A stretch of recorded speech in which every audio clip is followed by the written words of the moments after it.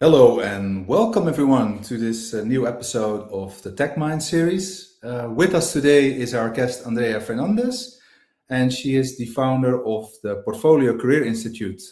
She's based out of Switzerland, and today it's all about full-time to fractional, building a sustainable portfolio career. And I will ask Andrea all kinds of questions. From you in the audience, feel free to also ask questions in the chat section. Or through the LinkedIn event, and let's get started. Hi, welcome, Andrea. Good to see you. Hi, thanks for the invite. Yeah, no, you're more than welcome. So great to have you with us. Do you mind telling a bit more about yourself? Oh, absolutely. So I think you already introduced the key point about me.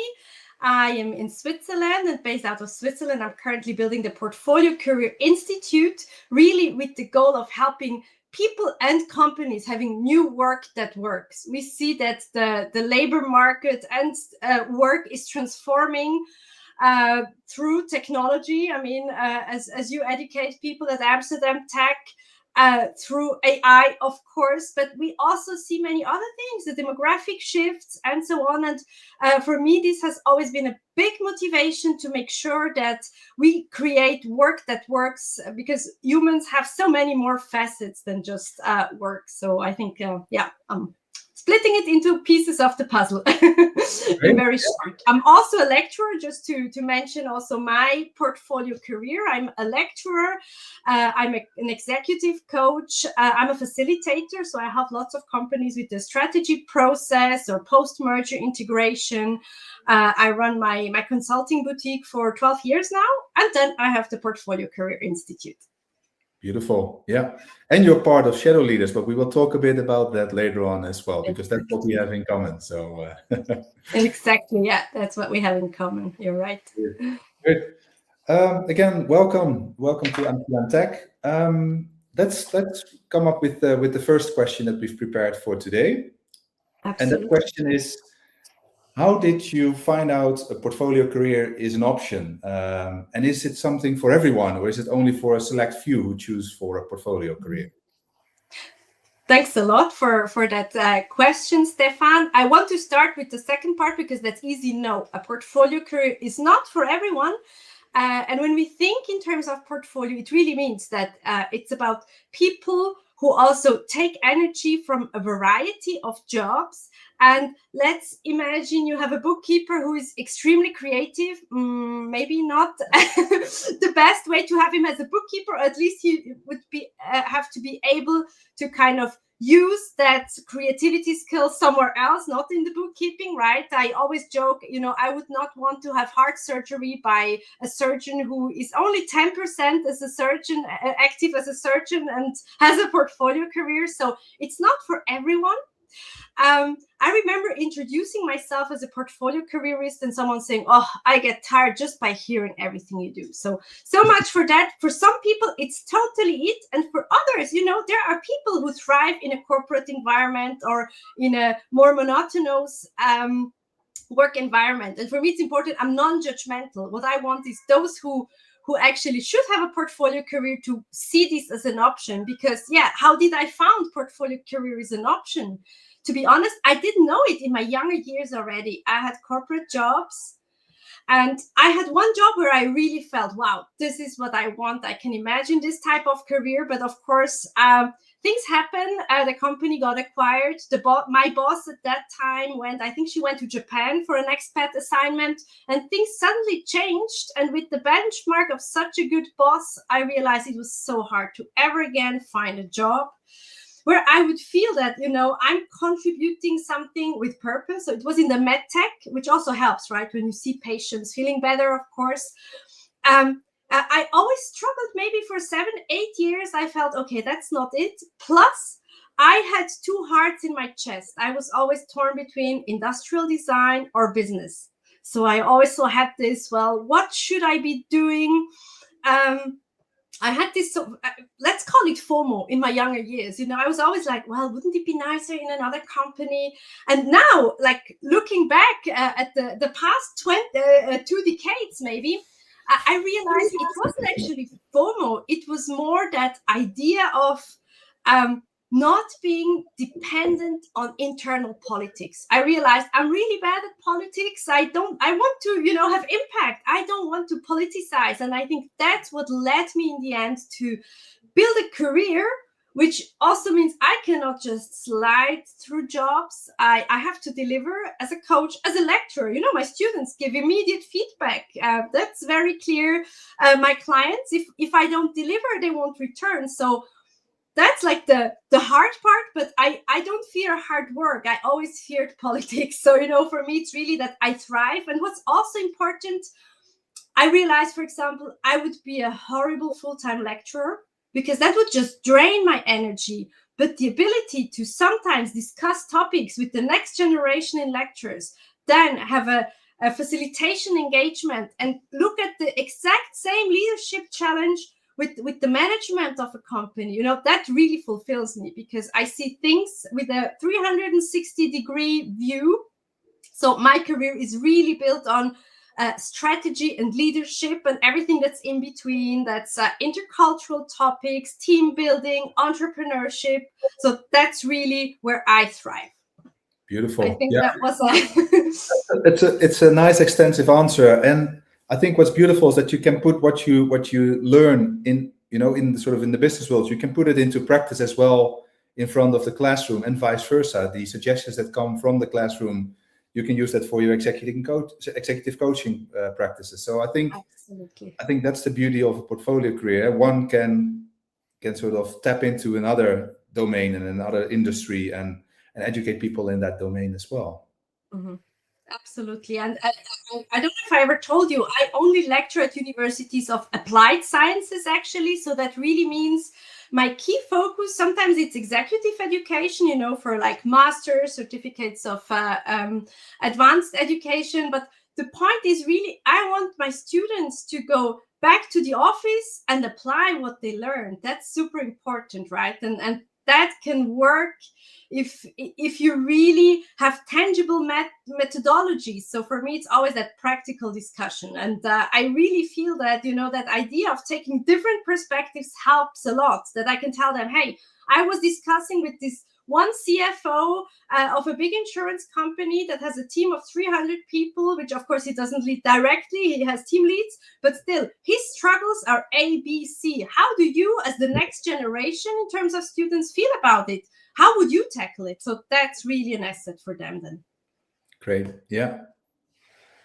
Good. Well, that brings us to the second question. What happens when your expertise outgrows any particular organization? One organization you work for, if you just work for one organization. Mm-hmm. Yeah.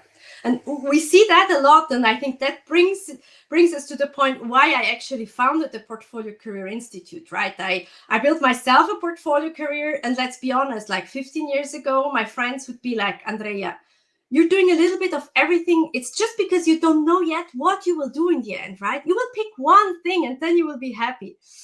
And well, now we look back, and I still do several things, and it's really that point that it gives me energy. And right now, many people have outgrown single organizations on the one hand because their expertise is kind of being reframed by the whole exponential growth of AI on the one hand, right? So this is a real topic, and people are kind of, well, do I still fit in this organization if everything is going to be automated, solved by AI? This is a big problem.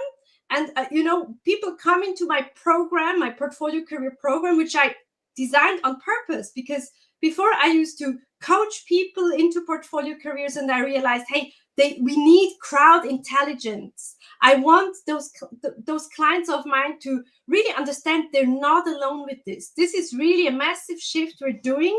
And that's also why it's important to have like mutual inspiration. I have a beautiful example. In my last cohort, I had two bankers, and although they worked in a very similar department, they had totally different approaches on what a portfolio career could look like. And that was really interesting. One of them was like, well, I'll be process optimizing and going into that stream. The other person was like, no, what I want is to change the leadership landscape and help people be leading differently, really have future-proof leadership approaches. And I realized, wow, it helped both of them so much to see how can we, with exactly the same department in a bank, really look at different views. And I think it's important to also understand, Stefan, and this is probably one of the key messages, that first it will feel like an identity crisis, because our world learned to, you are what your job title says, right? So and focus is the magic. Focus is the magic word, right? So they say, "Oh, you lack focus because you're doing 5 things, and you just spread too thin. You're not really focused enough." Yeah, and that's really the beauty of portfolio careers, because it feels like an identity crisis, and that really forces us to rethink, how do we define success? How do I define success? And success for me, Stefan, is not the same as how you define success, right? I mean, we overlap because we have some things in common, but in general, that's so important, because it will free us from all those, from the letter, from the hierarchical corporate letter. And I think that's really important and really helps. Beautiful. Yeah. And again, it's really about freedom and freedom of choice, but also in a way spreading your risks, right? Because of course you can work for this big corporate for all of your life, like previous generations have done for many decades. But at the same time, that's also not really something of the here and now, and especially not something of the future. So working all your life for one bank, it is not very, very high probability that it will end up like that, right? Because indeed, you either will become redundant, or like you mentioned, your expertise will outgrow the organization, and you will feel frustrated because the organization is not going as fast as you want it to go, or maybe you got stuck somewhere in the hierarchy. You wanna move to a VP and to a GM role, or whatever your ambition is, and you're not getting there because there are only a limited number of seats available on the table, and there might always be someone else who is smarter, better, brighter, whatever. So yes, I think that is. I think portfolio careers will become more and more, I think, the default also in the foreseeable future, that people like to be a guest lecturer for maybe 1 day a week, be an advisor for another day in a week for another company, be a coach, and so on, or whatever it is that they'd like to do, or a fractional leader. And it could also be in the tech space, right? You could also be a product manager or a CTO, helping different organizations with different challenges Yeah, absolutely. I think you said something very important. I mean, fractional leaders are on the rise. And at the same time, there is 2 sides to it. The one is, companies don't need us lifelong anymore. The lifelong career in one place does no longer exist. I mean, we hear a lot that the younger generations anyway move jobs 2 to 3 years, right? And this is not job hopping. It's just normal career evolution, which I think is important. Maybe also when we make that one step back into how could we define a portfolio career, and there is no one definition, right? Like the earliest goes back to Charles Handy in the 1990s. But when really analyzing portfolio careers, I came up with this definition that we should look at it. You can really imagine it's a matrix in terms of skills and context. So we have the existing skills, the existing context, which is you right now, and then you move either to new skills or to new context, right? That could be, let's say, the bookkeeper that starts as a lecturer, but it can also be that, you're a gardener and you share your knowledge. So I really have this hypothesis, Stefan, that, what we would call lower level jobs, or so-called blue collar jobs, will also really gain in value in times of AI. Because yes, we can automate a lot, machines can take a lot, but now we realize, hey, if I have a problem at home, I need a human to actually come and fix it.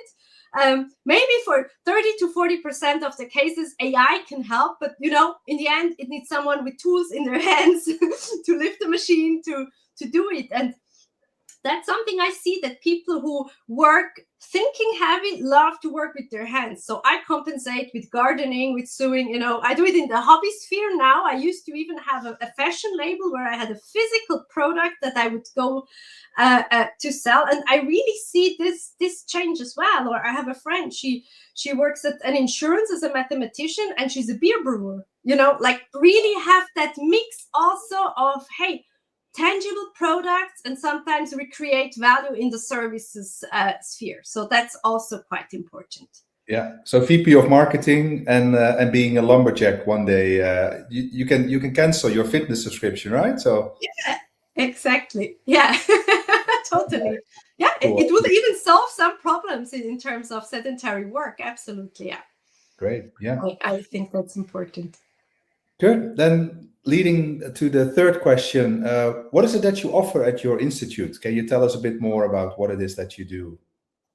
Absolutely. So one thing I already said, I used to have more and more people coming to my coaching and ask, well, I really like how you build your career. You do those various things, the lecturing, and then sometimes you're employed part-time somewhere, or you have mandates, you seem to have your company. How did you do that? Can you guide me? And on the one hand, it's really about having those people have crowd intelligence, really share the knowledge that's there.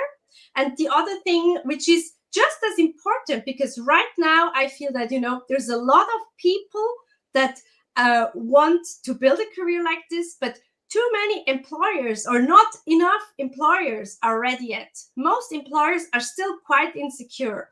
I remember I was in London at the conference talking to HR business partners, and one of them shared a story with us. He was like, well, we had this videographer that we allowed to work for us. We knew he has a portfolio career and has his own company. And well, after a couple of months, we found out he was offering his services to other departments within our company. And okay, I understand this HR business partner. That's not what he wanted, of course. On the other hand, it's really, I never had topics like this. I always proactively addressed any potential conflict interests. And it's so important to be proactive when you have a portfolio career, because your reputation is what's most worth.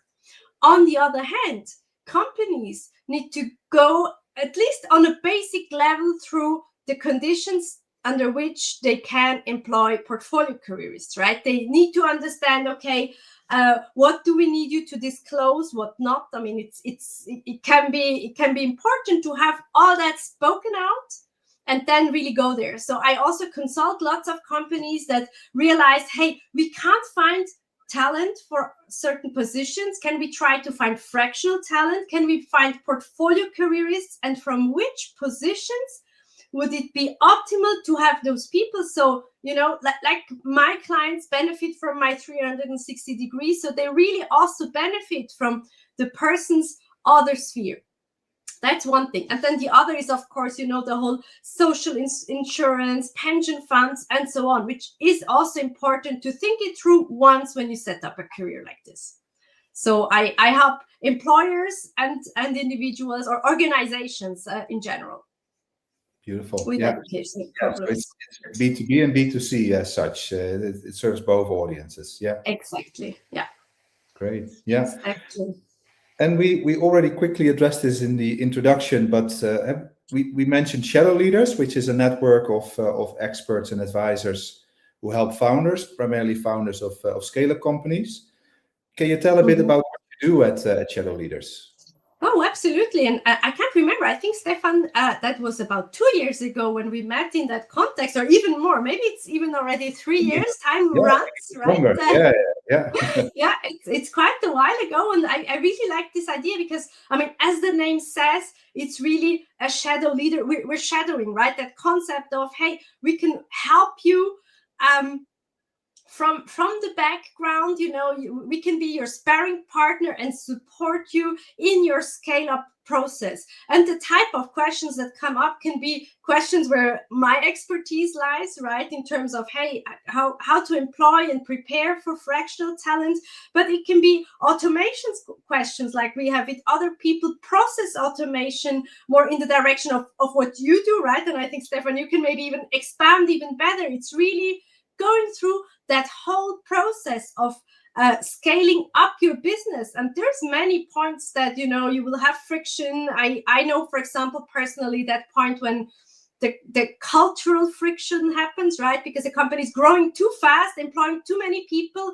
How can you still keep a good corporate culture? How can you keep ways of working and so on? That's, for example, one aspect that's quite important. But there's many, many more. And I think by now we are approximating the about 50 experts, right? I think we're almost there. So we have a wide range of experts that support us in that. Yeah, and that's actually also my my portfolio career part of it. So I'm the founder of Shadow Leaders, which I founded indeed close to 3 years ago, and it's a network of scale-up experts. But I'm also a host here at TechMinds, so that's one of the other things. And I'm also part of the exam board here at Amsterdam Tech, which is a completely different thing and different activity, where I meet other experts looking into the quality of the educational programs that we have here at Amsterdam Tech. I help a coaching business out of London, which is a completely different thing. So indeed, it's beautiful to be involved with different organizations and help out people with all kinds of growth and ed tech related challenges. So that's what I do. And it's great to have you there among all the other experts that we have in the network. It's really helping founders a lot. So that's a good thing to do.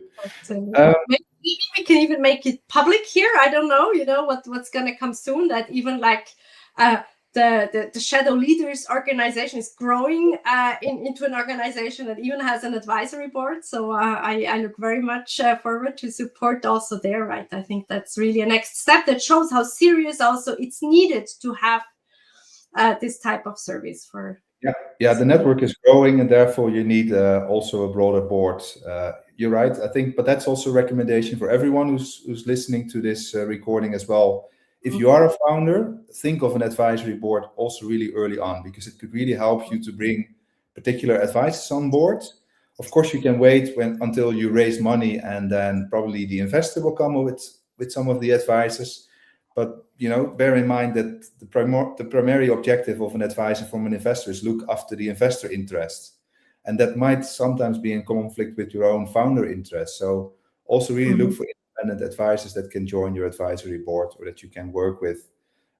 So that's a good point. And we, you know, eat your own dog food, right? So we also need to do this ourselves as an organization and have independent advisors who might correct me as a founder of that organization as such. So yeah. And what's super funny, you know, Stefan, I have the same approach. I always say when you're building your portfolio career, have your portfolio of advisors or your inner board of director, right? And I think it's so important because also portfolio career goes through iterations. You go through phases. It's not that you take one attempt at building it and it's going to be it, right? Building a portfolio career means that maybe you have one big mandate, but after 9 months, it's going to be something else. So you're always preparing, and it helps to have someone who will be your sparring partner, who will tell you, hey, this part, maybe it was well paid, but remember you hated it and it took you so much energy for all the other tasks you actually like. How about investing more in your own thing or having alternatives? Just as one example. So I think that's super important. And I also have that. And for me, you know, even like some are book authors, because I really feel their way of thinking helps me, resonates a lot with how I want to define success for me. So that can also be, right? And sometimes it's people pretty close to us. So yeah, great. Yeah, and that also brings us to another question. How can those in the Amsterdam Tech programs benefit from a portfolio career? So bear in mind that the majority of the people attending the Amsterdam Tech programs are working professionals as well. So it's already great that they join Amsterdam Tech, because that means that they invest in themselves. What else can they do to benefit from a portfolio career? Well, I think one of the things, as you already said, they are already investing in themselves, and you know that pays the best interest. Whatever shares we buy, right? This is always the best. I think making that one step back and really thinking, okay, why am I investing in myself? What future self do I want to be? right? And that really means also finding your own definition of success. How will I look back? Maybe you know Stephen Covey, he always talks about having the end in mind, right? One day when I look back at my life, at what type of life do I want to look at? And spoiler alert, nobody will ever regret having not spent 5 more hours on that one PowerPoint presentation, right? So it's really important in terms of, hey, what is it? Where do I see my personal contribution to this society? Maybe it's also, what is my personal plan? You know, am I investing right now in this corporate career, but actually I want to have enough money beside to become a founder to solve a certain problem? I think that's quite an important aspect.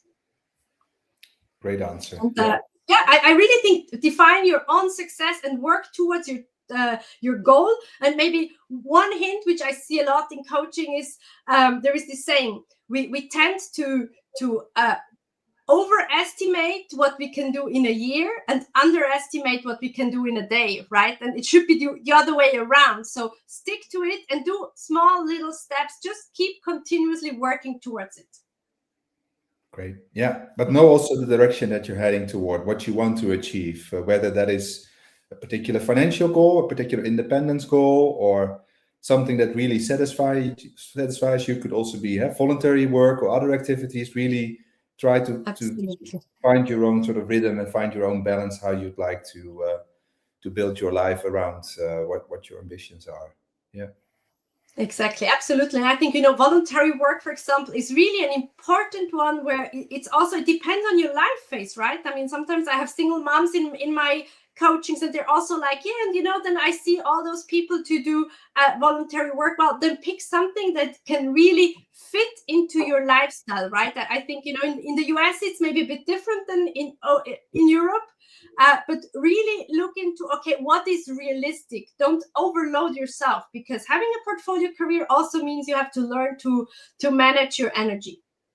Yeah, and also when you're younger, don't do everything all at once. So don't be a board member of 5 boards next to a full-time job and next to, I don't know, being a volunteer at your local sports club and next to, because you probably can do it when you're 20 something, but probably not when you're 40 something. So also bear that in mind, that yes, you can do a lot of things. And if that's really what you want to do, go for it. But also really prioritize friendships and quality time to read a book, time to watch a movie, you know, I don't know, drink something nice with a friend. Just don't only focus on building that perfect resume or things like that, because it will not be a sustainable business model as such. Yeah. Absolutely. I have a fun story to share on that, Stefan. This weekend, Jennifer Petriglieri, she's an INSEAD professor. She just published a paper on how, you know, doers, people who are always doing something, how this is very much a learned identity thing, right? That we are only worth something if we are doing something. And she like explains in her paper how this is learned behavior that we learn as children. And what I thought it's quite interesting, and maybe it's a bit of a paradox, is for me, the portfolio career finally also allowed me, you know, to have like those blank spaces in my agenda. So for me, it's clear. I have this portfolio. Sometimes I need to do a night shift, but it's also clear if it's good weather and I know there's nobody at the pool in the morning, I will go when there's nobody, you know, and in the evening, the others can go. So I really, being my own boss also meant I have to have discipline in self-care or just taking breaks. Like sports is one example, but sometimes also just taking off, being on the playground with my kids, doing something. And it's a bit of a paradox, because actually most people, when they start a portfolio career, if they're not consciously taking care of themselves, they risk to burn out. So yeah, that's quite important, right? Yeah, it is. Good. That brings me to one of the final questions, because I need to be also a bit aware of the time. So the question is, why is a portfolio career a competitive edge in times of the future of work, especially now with the rise of AI, maybe also the rise and fall? Who will tell in the future when they see this recording? But how do you gain sort of a competitive edge when it comes to a portfolio? So I have an analogy, maybe, if we were to be investors, and I'm not giving any investment advice here, but if we were to be purely hypothetically investors, would we buy just one share and put everything in one basket? I don't think so. Probably not, right? Like, although, there are some examples, and, the early Bitcoin investors benefited, Facebook and so on, they exist. But if we want to really be sustainable in the long term, we will diversify. And it's really exactly the same with a portfolio career. And, my portfolio career, as said, I've started building it more than a decade ago. It survived COVID. It has survived, moving from just being a woman to motherhood, which means it adds a lot of complexity and chaos. Meanwhile, I'm even a single mom, and it really helped me because I knew it's not about, do I quit this job to find one that allows me to organize everything, but it meant, okay, which pieces of the puzzle can I moderate, pause, take out, so I have this capacity to reorganize my life. And that's just one example, right? Even more important is really, it helps me also in terms of, hey, where do I need AI skills and where it's still about the common basics. And that, let's say marketing, branding, right? If you don't know what you want to stand for, yes, AI will tell you lots of things, but this is the basic work we still need to do ourselves. So I think it really also helps us kind of not detach from reality, right? And not just work. So it's really independence for me. I think that's the key point.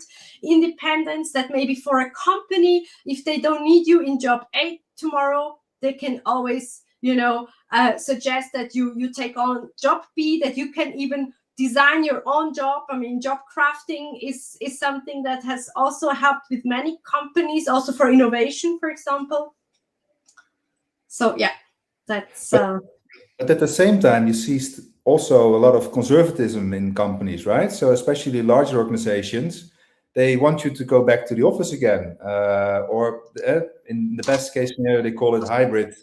It means you can work one day from home and you have to be 4 days in London or in Berlin or Amsterdam or in Zurich. And I think that is also, again, maybe a bit against the I would say evolution of a portfolio career, right? Because people who are going for a portfolio career, they're not looking forward to going 4 days a week to Geneva, right? Mm-hmm, mm-hmm. I really see we have a paradox time, right? We have many applicants, saying, "Oh my gosh, I sent 100 applications and I don't even get a response." At the same time, we have the HR department saying, it's hard to find talent. We have this one job opening, we get 300 applications, but it's all generated by ChatGPT, and we realize that people's profiles don't even fit, right? And I think, Gartner's curve, right? We overestimate what's possible in the short term and underestimate what's possible in the long term. So I feel like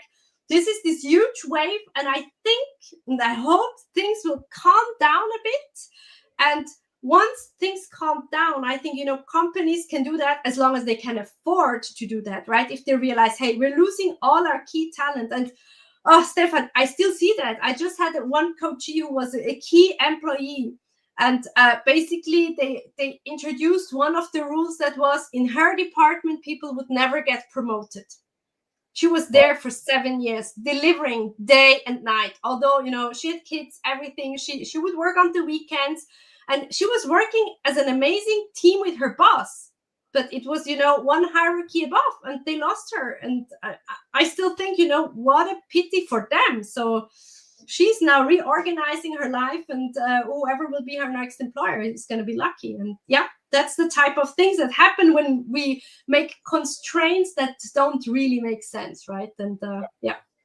Yeah, I've seen it also a lot with fast-growing founders, and then all of a sudden they get an investor on board and they change their culture and mindset from can work from anywhere philosophy, and then all of a sudden they open up an HQ in San Francisco, another one in Tel Aviv or wherever they are based, and then all of a sudden people who always have had the liberty to work from anywhere and could combine it with bringing their kids to school, all of a sudden have to report 4 days a week into the office in New York. And that actually drains a lot of talent. I've seen a lot of companies actually go bust because of those sort of forced on policies, like no, the investor told us, yes, you can get the 8 million, but only under the condition that people need to come to the office because we want to see them and want to control them and want to make sure that they are part of the ecosystem, the culture, and all of that.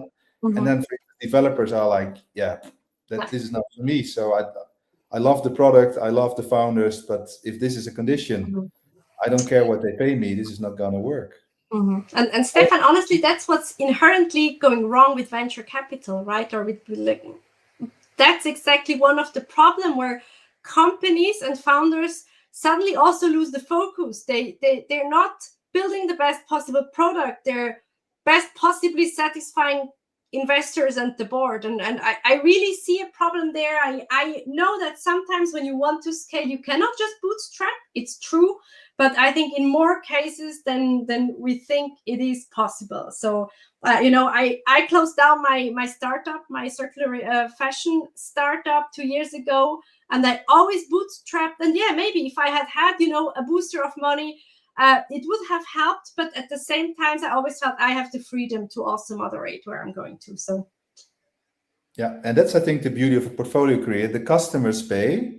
So in a way, you have dependency, of course, toward customers, but it also gives you the flexibility that if one customer decides to go to pivot with their business or go in another direction, then at least you have several others who can fill in the blanks, and you might even have a waiting list of new customers who gladly get involved with you because you have a bit more time. So I think that is also, in a way, a very sound model for people who are more into, I would say, a services mindset, or maybe they have a product next to services, like what you have with your institute in a way. And I think finding a bit of balance there is also a very sound thing to do, that you don't necessarily have to go for an investor path or have to go for a bootstrapping path, but you can find sort of hybrid models there, that you work with an investor on one venture and you are an investor in another venture, and in a third one, you're just an advisor and you have a retainer agreement or fixed number of hours and so on. Yeah, exactly. I mean, as a matter of fact, I also invest in other companies from time to time, and I think it's really important what you just said, that it's also about how do I redefine myself. And once I was super clear on my branding in terms of, hey, I am a portfolio careerist, my topics are strategy and leadership, companies started to approach me and they were like, hey, we have this one job, it's a project, you build it, and then we count on you to stay 2 to 3 years. It's 40%, 50%, 60% employment even. And so even all those who are in my coaching, or if you're out there listening to us and you think, well, if I do a portfolio career, nobody's ever going to employ me again because they think I don't know what I want. This is not true. If you go that process and if you're very clear on what you want, that's also going to happen, that people find you for your skills and for that unique point. Great. Yeah. That brings us to the final question. We need to stop somewhere, right? And that, of course, is a very critical one for those who also listen in right now. And that is, what advice would you give current Amsterdam Tech students?